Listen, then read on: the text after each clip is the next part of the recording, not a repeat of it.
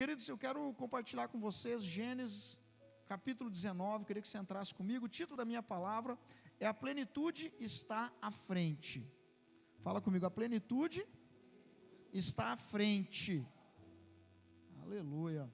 Gênesis 19, 23, abre comigo, vamos caminhar junto aqui na palavra.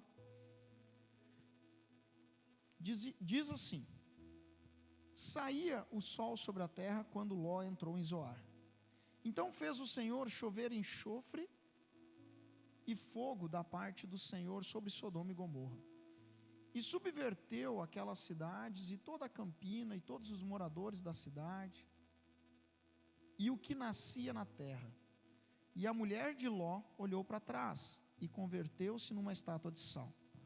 Tendo-se levantado Abraão de madrugada, foi para o lugar onde estivera na presença do Senhor, e olhou para Sodoma e Gomorra e para toda a terra da campina, e viu que da terra subia fumaça, como a fumarada de uma fornalha. Ao tempo que destruía as cidades da campina, lembrou-se Deus de Abraão, e tirou a Ló do meio das ruínas, quando subverteu as cidades em que Ló habitara. Amém?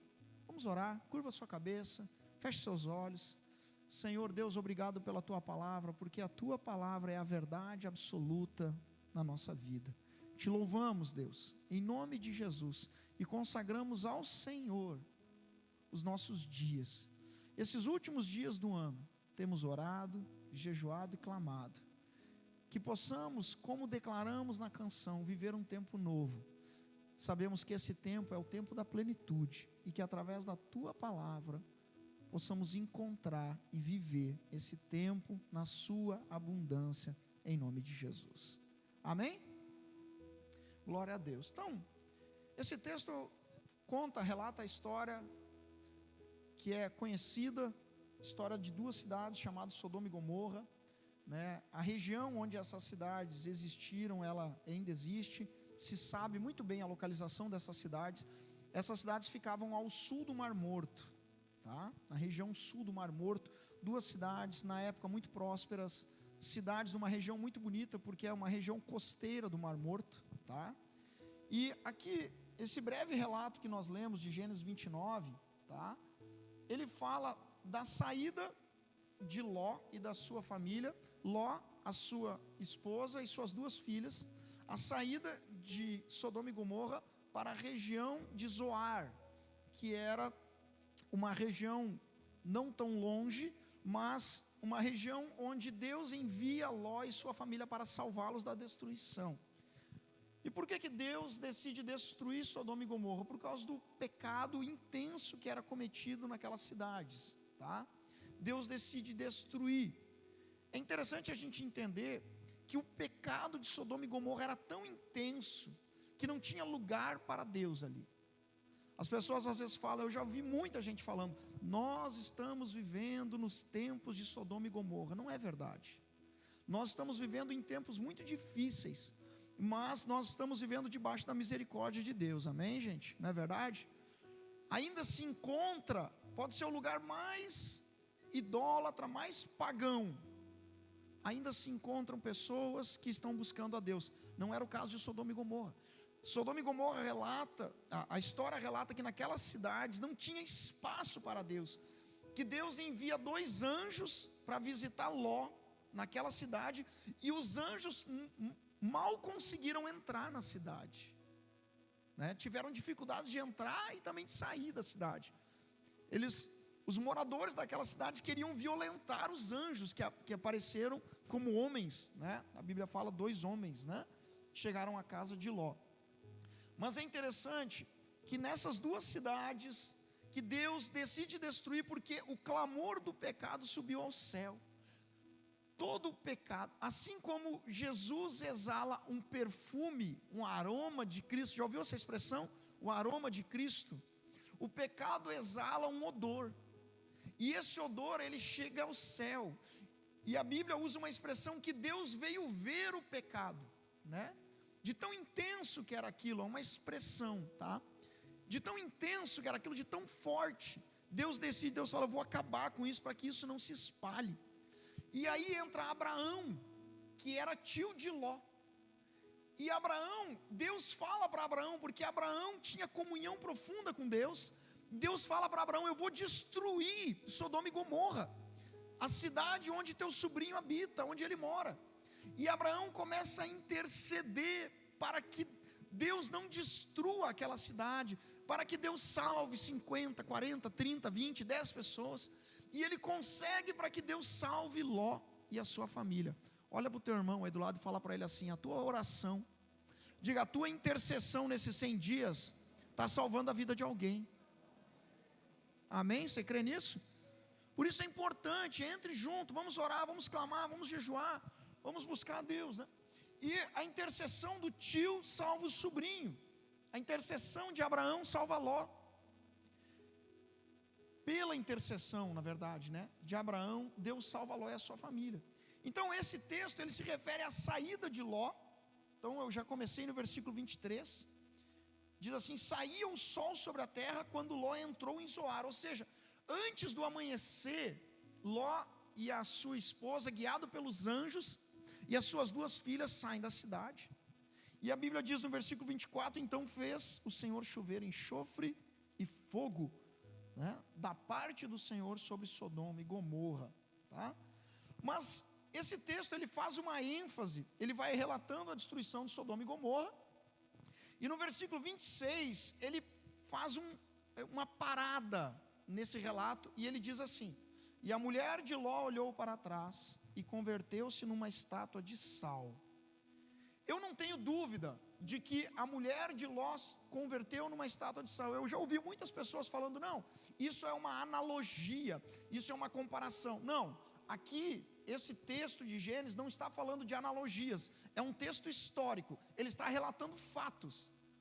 Então, nesse ponto, ao meu entendimento bíblico, eu creio que realmente essa mulher virou uma estátua de sal. E até no evento que nós tivemos, ou ano passado, ou ano retrasado, não recordo, o bispo Robson e o Dr. Schroeder, eles explicaram as ações, as manifestações sobrenaturais de Deus, como Ele trabalha. E é interessante que em todas as manifestações que nós chamamos de maravilha, né, as águas do Egito virarem sangue, né, as 10 pragas do Egito, né, momentos como esse, Deus sempre utiliza, Jesus também usa essa prática de recursos naturais que existiam.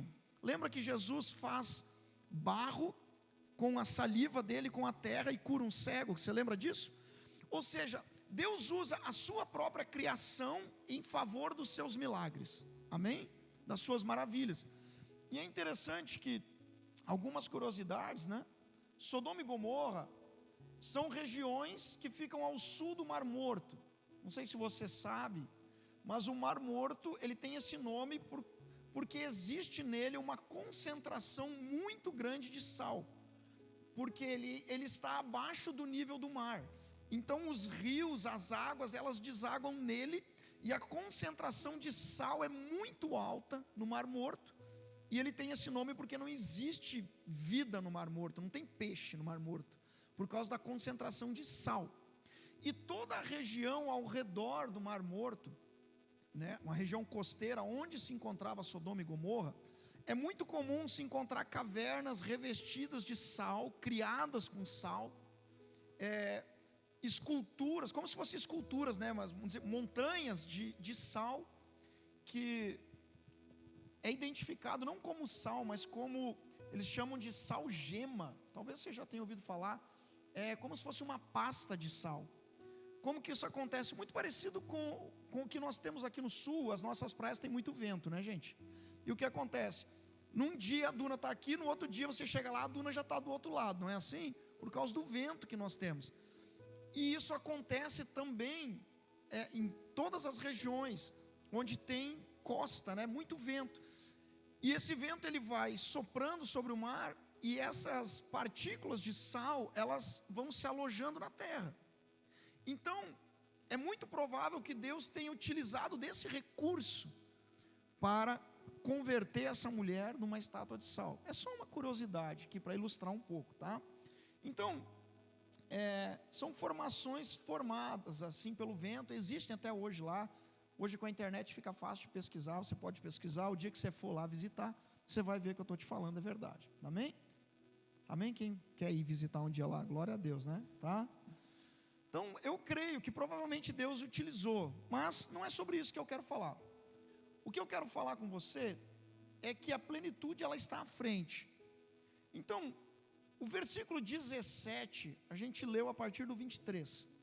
Mas o versículo 17, ele dá uma direção para Ló e a sua família. Havendo-os levado fora, disse um deles, o anjo falando, né? Livra-te, salva a tua vida, não olhe para trás. Diga comigo, não olhe para trás. Aí ele fala, nem pares em toda a campina, foge para o monte, para que não pereça. Então Deus dá uma direção, salva a tua vida e não olhe para trás.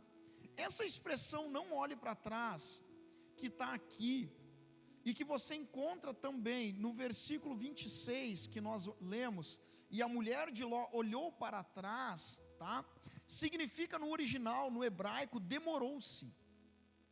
Ou seja, a esposa, não só a esposa de Ló, a família toda, ela ficou se demorando para sair. E aí a tradução ficou como ela olhou para trás, mas na verdade a tradução original é demorou-se, tá? E é aqui que eu quero entrar. A plenitude que Deus tem para a nossa vida, eu creio que está na terra que nós habitamos, amém, gente? Porém, ela não está atrás, ela está na frente. E é interessante que para que Ló e a sua esposa e as suas filhas pudessem viver um tempo novo nas suas vidas, Deus ordenou que eles saíssem daquelas cidades e fossem viver a plenitude que Ele tinha para eles. Pastor, mas por que eles tinham que sair de Sodoma e Gomorra? Porque naquele lugar reinava o pecado. Olha para o teu irmão e fala para ele, onde reina o pecado, não é teu lugar. Amém? Deus, Ele não projetou as nossas vidas para vivermos contaminados pelo pecado, mas Ele enviou seu Filho para que fôssemos lavados, purificados e salvos, amém? Deus decide destruir Sodoma e Gomorra, porque o que reinava ali era o pecado, ou seja, o que importava em Sodoma e Gomorra era a satisfação do eu. E João Batista, lá no Novo Testamento, vocês lembram o que ele diz? Tem até uma canção, o pessoal do louvor aí canta bastante, que ele cresça e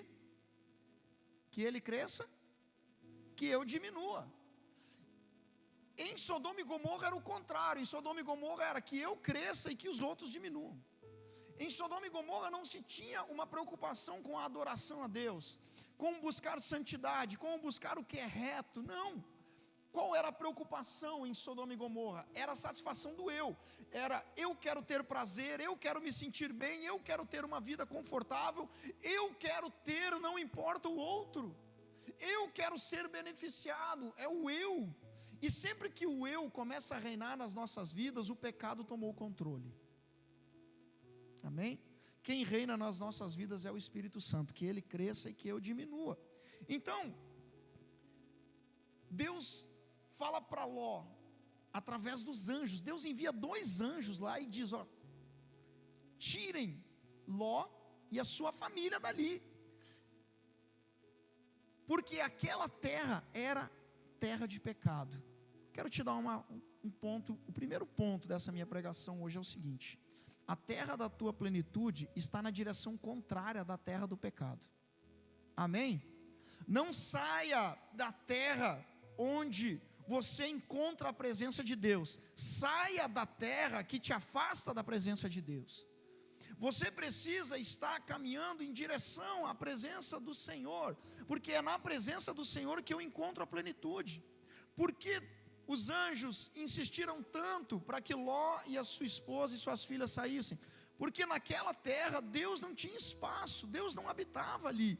Então eles precisavam sair, ir para outro lugar, porque existe um caminho de plenitude para todos. Levanta sua mão e diga, existe um caminho de plenitude para mim. Existe, mas onde ele está, pastor? Longe da terra do pecado. Deus não habita no meio do pecado. O pecado tem que sair para que ele possa habitar. E aqui, então o primeiro ponto é esse: a terra da minha plenitude está na direção oposta da terra do pecado. Ah, pastor, então eu preciso mudar. Não é difícil ver pessoas mudando. Quem já viu gente mudar? A gente vê todo dia. As pessoas mudam de endereço, mudam de... Aqui na igreja de cabelo é todo dia quase mudam de cabelo. Endereço, cabelo, né? Tem gente que muda de nome, muda de trabalho, muda de namorado, muda de relacionamento, muda tudo. Não é difícil. A coisa mais comum nos dias de hoje é gente mudando. Né? Eu acho até engraçado que os gaúchos já acham que a solução dos problemas deles é mudar para Santa Catarina. Tu já viu? Não é verdade? A maioria, como eu vejo gente, né? Acredito que seja muito bom morar lá, não tenho dúvida, né? Mas aí, às vezes, o que acontece, né? Não é difícil ver pessoas mudando, mas é difícil ver pessoas vivendo a abundância da plenitude de Deus. Aí talvez você vai chegar para mim e falar: ah, pastor, mas eu conheço 2, 3, 4, 5, 10 que eles mudaram, eles estão bem. Grava isso que eu vou te falar. Eu já falei isso, acho que umas 50 vezes aqui na igreja. Ninguém bate foto de filho feio. Aí eles botam lá no Instagram lá. Já viu alguém batendo uma foto no Instagram e fala: eu e a desgraça da minha vida? Já viu? Não existe. As pessoas batem foto daquilo. Ah, pastor, então o senhor está dizendo que aquilo não é verdade? Não, eu estou dizendo que aquilo é verdade, mas não estou dizendo que aquilo é 100% da verdade. Talvez aquilo seja 20%, e os outros 80% eles não querem mostrar. Então não é difícil ver pessoas mudando de relacionamento, namoro, família, casa, emprego, trabalho, ministério, igreja. Não é difícil, nós vemos muito. Mas é difícil ver pessoas vivendo a abundância da plenitude de Deus. A abundância da plenitude de Deus, ela não está apenas no fato de uma mudança externa, mas numa mudança interna, numa mudança interior. E é interessante que o fato de uma pessoa sair, mudar de cidade, de trabalho, de relacionamento, não quer dizer que ela abandonou o que ela vivia. Só que ela vai viver tudo isso de novo em outro lugar, ou com outra pessoa, ou em outro trabalho, se não houver uma mudança no seu interior. Ah, pastor, mas eu conheço uma pessoa que há 2, 3 anos, ela mudou e hoje ela está bem. Se ela mudou o seu interior, ela vai estar bem, se ela né, precisava dessa mudança. Mas se ela mudou só fisicamente, o que vai acontecer? Quando ela chegar no mesmo nível que ela estava naquele outro ambiente, mas agora nesse ambiente, ela vai enfrentar os mesmos problemas que ela enfrentava antes. Por quê? Porque isso não foi trabalhado, isso não foi curado, isso não foi sarado. Aí vão vir circunstâncias que vão começar a despertar lembranças dolorosas. É isso. E o que tudo isso tem a ver com o tema da palavra, né? A mulher de Ló, ela não queria sair de Sodoma e Gomorra. Na verdade, Ló também não queria sair. E eu vou mostrar para vocês. Gênesis 19:16, vai comigo. Gênesis 19:16, olha o que diz ali. Diz assim: como porém se demorasse. Essa expressão se demorasse é a mesma expressão de olhou para trás, é a mesma palavra. Como porém se demorasse, pegaram-no os homens, os anjos, né, pela mão a ele, Ló, e a sua mulher e as 2 filhas, sendo-lhe o Senhor misericordioso, e os tiraram e os puseram fora da cidade. Os anjos pegaram a mão de Ló, a mão da esposa e das 2 filhas, e falaram: vamos embora dessa cidade que Deus quer salvar vocês. Porque eles não queriam sair dali. Por que eles não queriam? Porque aquilo era confortável, era bom, a vida do pecado era bom, aquilo para eles era agradável. Acredita-se que Ló, ele viveu muitos anos, né, em Sodoma e Gomorra, e acredita-se que ele tinha uma posição muito boa, provavelmente uma posição de um certo nível de liderança, de governo dentro daquelas cidades, e ele ia ter que abandonar tudo aquilo para começar do zero, sem nada. Ele devia ter uma casa boa, ele devia ter comida, recursos, favores, ele ia perder tudo isso. Então ele não queria perder isso, ele não queria sair disso. E é muito comum a gente ver pessoas assim. Nós vemos muito isso nos dias de hoje, e às vezes acontece conosco. Deus nos chama para algo grande, Deus nos chama para algo melhor, Deus tem algo melhor para a sua vida. Você acredita nisso? Mas você tem que sair de Sodoma e Gomorra, você tem que abandonar a vida do pecado. Pastor, mas é bom. Ninguém está dizendo que é ruim. Na verdade, eu já falo isso há muitos anos, pecado não é ruim, pecado é ótimo. O problema é que ele te leva para o inferno. Não é verdade? Porque se pecado fosse ruim, ninguém pecaria, concorda comigo? Né? Quem já chutou a quina da mesa com o dedinho pequeno, de pé descalço? É bom ou é ruim? Se pecado fosse na mesma intensidade, tu ia pecar? Deus o livre, né? Ninguém ia pecar, mas não é. O problema é que o pecado, ele é muito bom. Então as pessoas, eu me incluo também, nós fazemos porque é bom, mas ele me afasta da presença de Deus. Então Ló não queria sair dali, e a esposa dele também não, ela gostava daquilo ali. Você conhece a expressão crente carroça? Quem conhece a expressão crente carroça? Só vem se for puxado, não é verdade?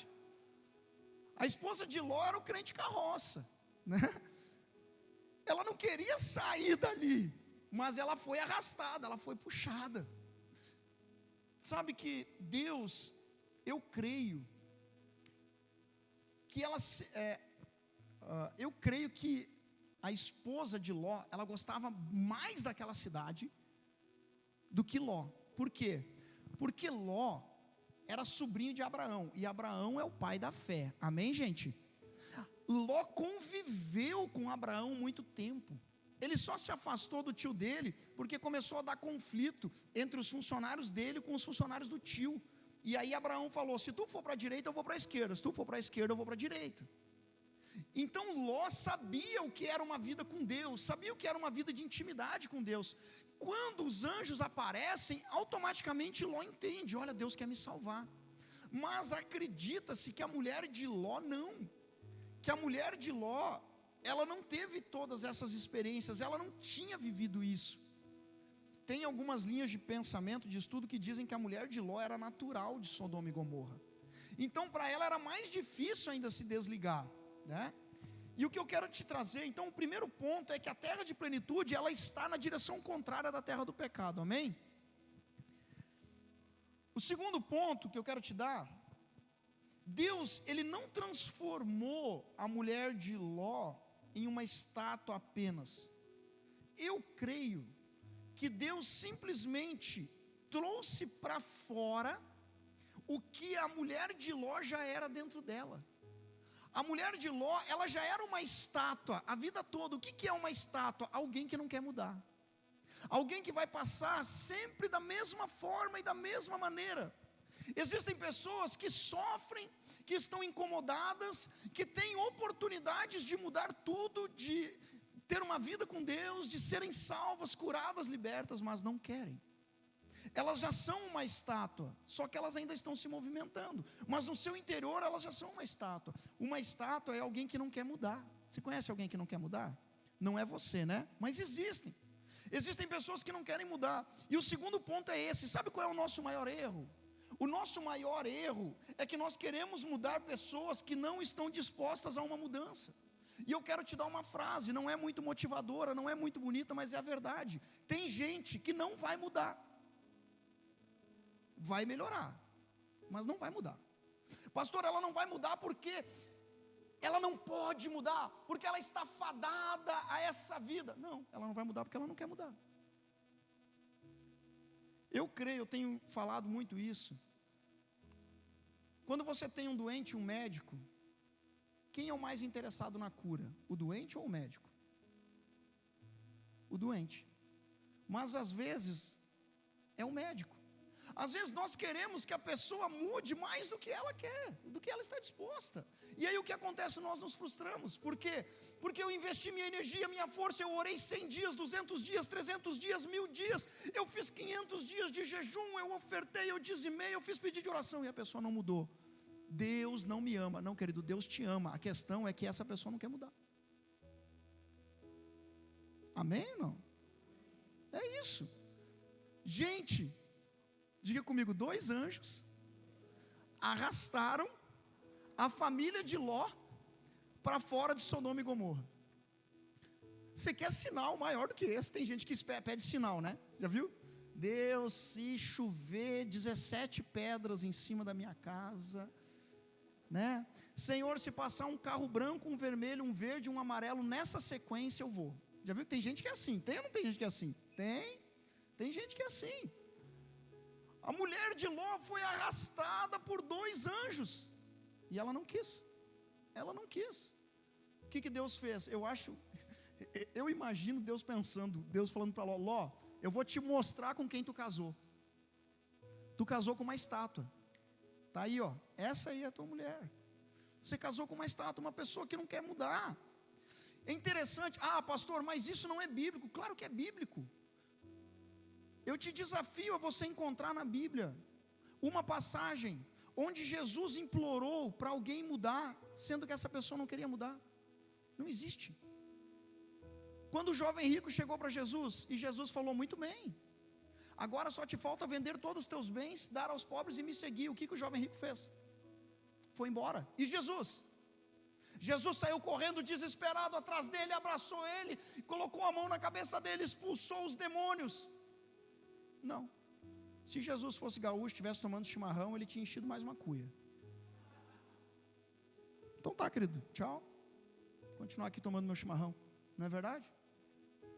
Ah, pastor, ele estava endemoniado. A Bíblia não diz que ele estava endemoniado. A Bíblia só diz que ele foi embora. E assim tem vários outros fatos. A questão é que nós insistimos. Pastor, mas nós temos que insistir. Não, nós temos que pregar. Nós temos que anunciar o Evangelho, né? Nós temos que insistir no anúncio do Evangelho, porque quem convence é o Espírito Santo, não somos nós. Amém, gente? Né? A salvação é o maior de todos os presentes. Então, essa mulher, ela não queria sair daquele padrão de vida. Aquele era o padrão de vida que ela tinha, e era aquele padrão de vida que ela queria ter. Mesmo sendo puxado, tem gente aí que a gente puxa já faz 3, 4 anos, e as pessoas não querem. Posso te dar um conselho? Quem quer um conselho? Para de puxar. Amém? Você vai se sentir mais leve, você vai ficar mais feliz e menos cansado. Amém? Ah, pastor, mas e se Jesus voltar? Se Jesus voltar, querido, ele vai se perder. Mas quando ele chegar diante do Senhor, o Senhor vai falar para ele: eu coloquei 2, 3, 5, 10, eu coloquei célula, eu coloquei líder, eu coloquei evento, revisão de vidas para te puxar e você não quis. Não é assim? Então, os anjos puxaram Ló e a família até a saída da cidade. E eles deram uma direção muito clara: não olhe para trás. Olha para o teu irmão e diga: não olhe para trás.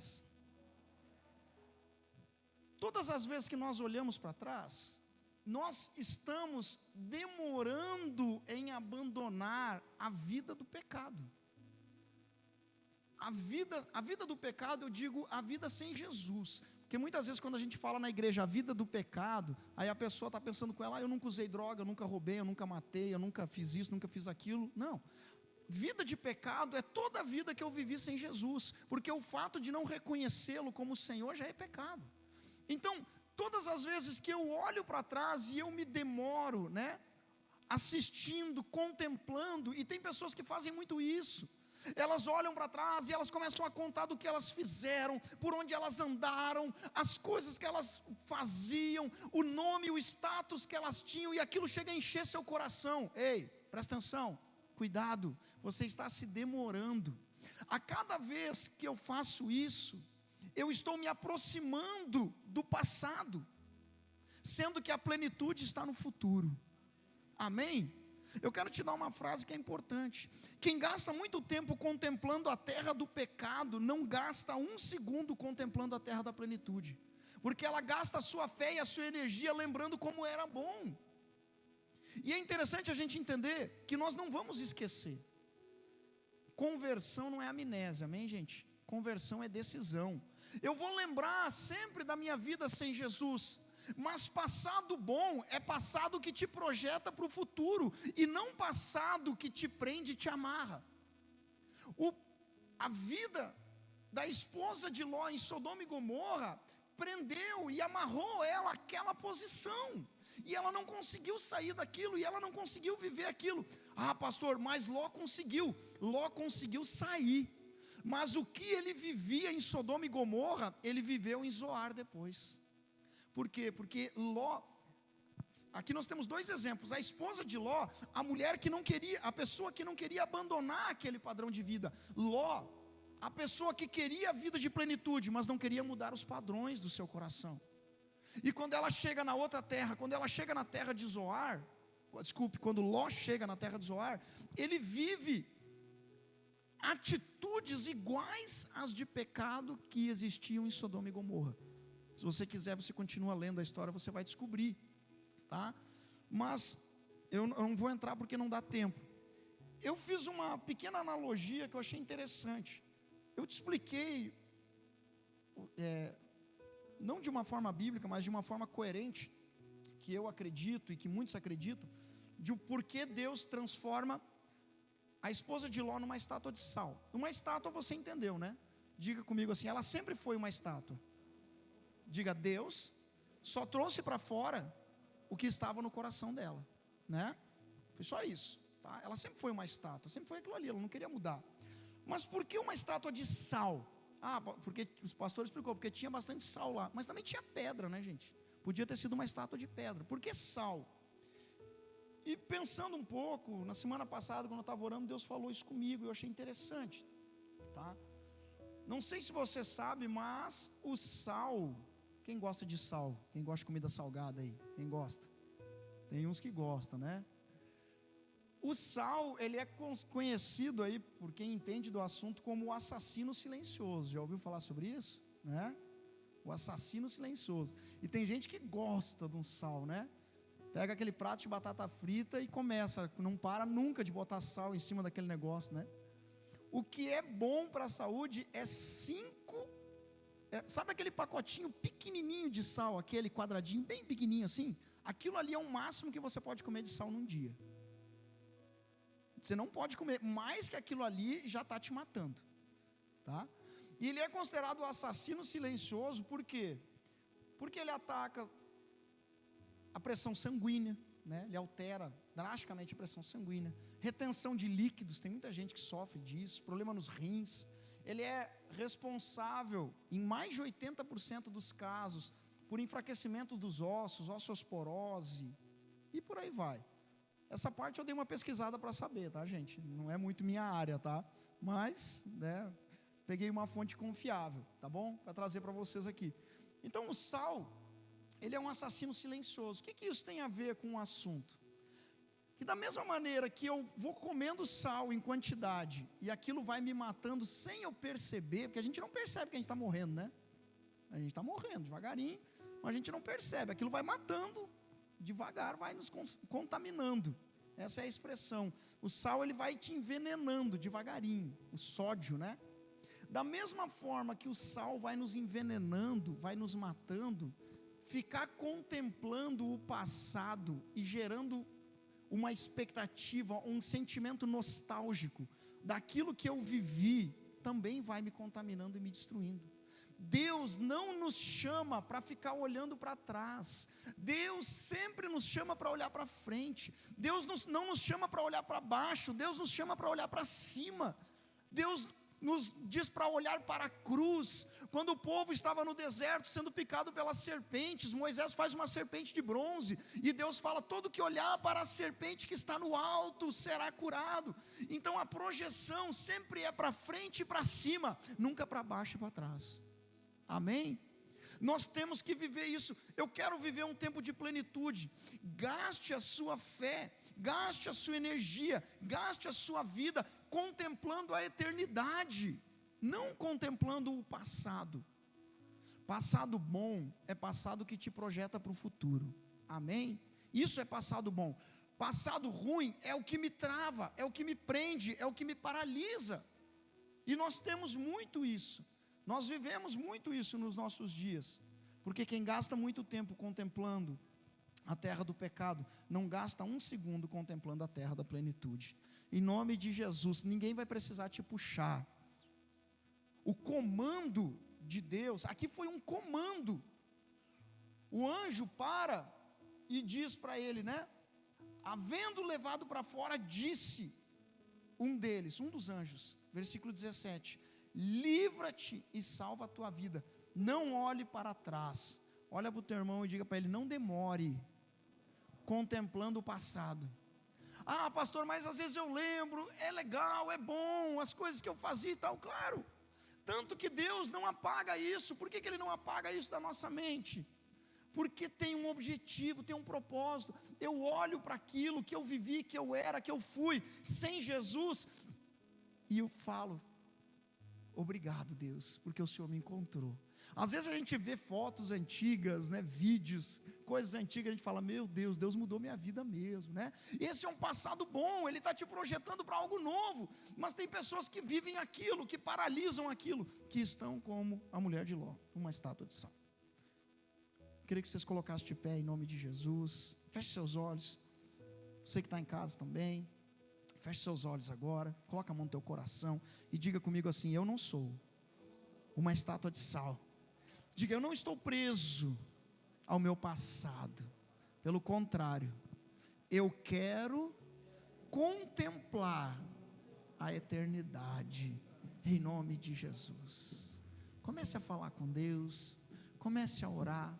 Da mesma maneira que o passado nos envenena e nos prende, a eternidade nos purifica e nos guia, nos direciona para algo maior. Deus tem algo maior para a sua vida, Deus tem um propósito maior para você, Deus tem um projeto maior para ti. Pastor, mas tudo que eu estou vivendo, você está sendo provado para ser aprovado. Posso ouvir um amém seu, em nome de Jesus? Ló e a esposa dele foram provados. Não olhem para trás, que eu quero dar uma vida nova para vocês, eu quero dar um tempo novo para vocês. Mas eles não conseguiram. A esposa olha para trás, a mulher olhou para trás, Ló se perde logo ali na frente. No meio da prova, decida ser aprovado, em nome de Jesus. Aleluia. Espírito Santo, eu quero fechar essa ministração nessa noite e quero entregar nas tuas mãos, em nome de Jesus. Pai, nós não precisamos mais ser puxados, porque o Senhor já nos mostrou a direção.